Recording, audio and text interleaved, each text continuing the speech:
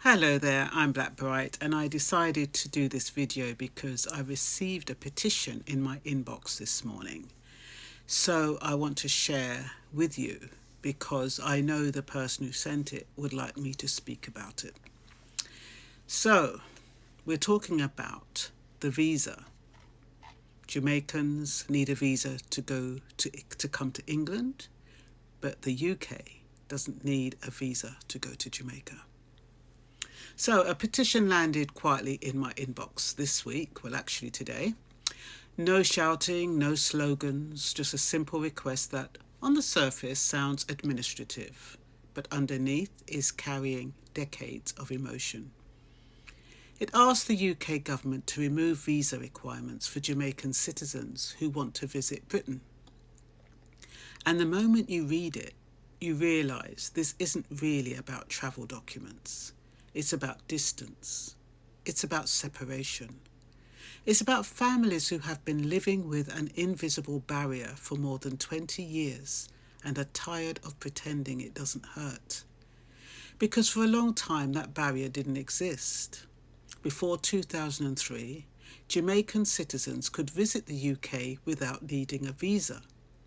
You could come for a short stay, see relatives, attend a wedding or a funeral, worship in church you remembered from childhood, walk the same streets your parents once walked, and then return home. It wasn't framed as a risk. It was framed as a relationship. And then quietly, almost without ceremony, the rules changed. Since then, Jamaicans have had to ask permission to visit a country many of them still feel tied to by history, blood, and memory. What makes this sting for so many people is the imbalance. UK citizens can still travel to Jamaica freely, no visa, no long forms, no financial scrutiny. You book your flight, you pack your suitcase, you go.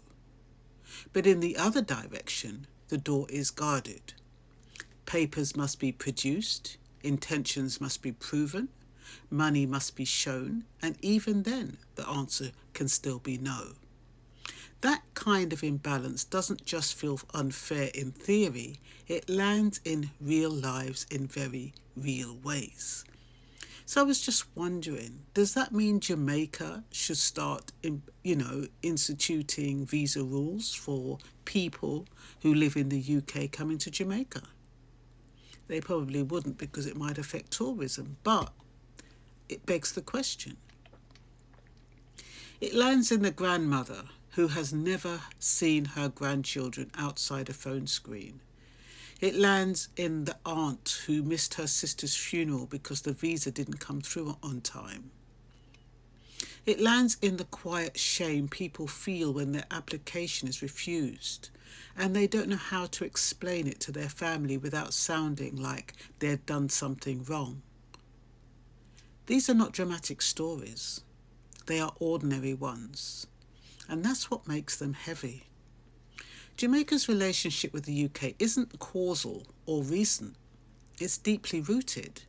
Jamaican men and women came to Britain when Britain needed rebuilding. They worked in hospitals, on buses, in factories, in care homes. They raised children here, they paid taxes here, they planted cultural seeds that shaped music, language, food, humour and faith. The Windrush generation didn't arrive as outsiders hoping for luck. They arrived as British subjects invited to help carry the weight of a wounded nation. So when people talk about visas in this context, they're not just talking about border control. They're talking about recognition. They're talking about whether that shared history still counts for anything when it comes to human connection. They're talking about whether the sacrifices of the past are acknowledged in the policies of the present. The petition argues that restoring visa-free travel would honour that shared past and strengthen future relationships. Emotionally, that argument makes sense. Spiritually, it makes sense. Humanely, it makes sense. But the truth is, modern immigration policy doesn't often move at the speed of the heart. It moves at the speed of fear, headlines, and control. Over the last 2 decades, UK immigration policy has tightened across the board. Borders have become symbols, visas have become tools not just of management but messaging. And in that environment, relaxing visa rules for any group is seen not as a humanitarian gesture, but as a political risk. Even when the people affected are family members, even when the country involved is a Commonwealth nation with the same monarch, even when the relationship is built on centuries of shared history. That's why it's important to be honest with ourselves. As things stand, it is unlikely that this petition alone will lead to change in visa rules anytime soon. The numbers aren't there yet, the political appetite isn't there yet, and the wider climate is not one that rewards openness. That can feel quite discouraging. It can feel like another door quietly closing. But that doesn't mean that the petition is meaningless. Its power is only in whether it changes the law. Its power is in what it reveals. It reveals how people are still carrying the emotional consequences of a policy decision made years ago. It reveals how deeply immigration rules reach into family life. It reveals that for many people, the story of the Windrush didn't end with an apology. It continues in everyday restrictions that say, in subtle ways, you are welcome to belong here, but not to move freely.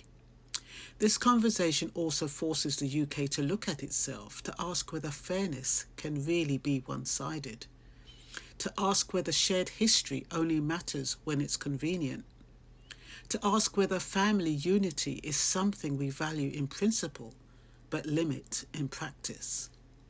These are not easy questions. They don't fit neatly into sound bites, but they matter. And maybe that's where the real work of this petition lies, not in instant change, but in sustained remembrance, in refusing to let bureaucracy erase humanity, in reminding a nation that policies are not neutral when they touch real lives, that every rule has a human cost, even when it's written in legal language.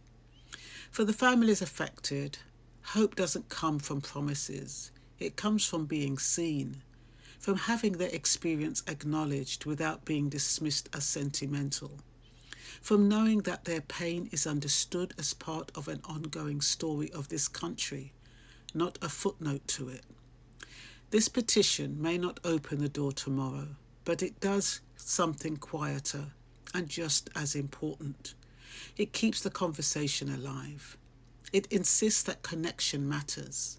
It says that history didn't end in 1948 or 1962 or 2003.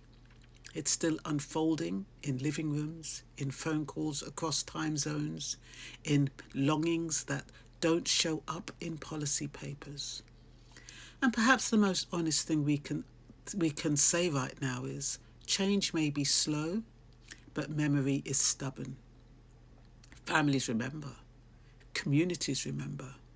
And as long as people keep telling these stories, the questions will keep returning, gently but persistently, to the heart of the nation. Why is the door closed? And what would it take to open it again? And I thought I would share my thoughts on this because it is a deep subject. For a lot of people, it's just bureaucracy. And like I said earlier, it's an administrative task.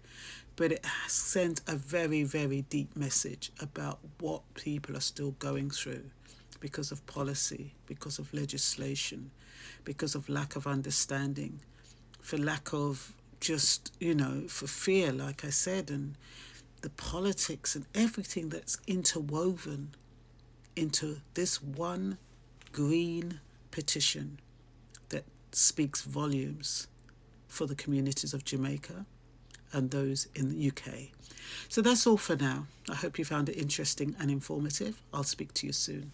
Take care now.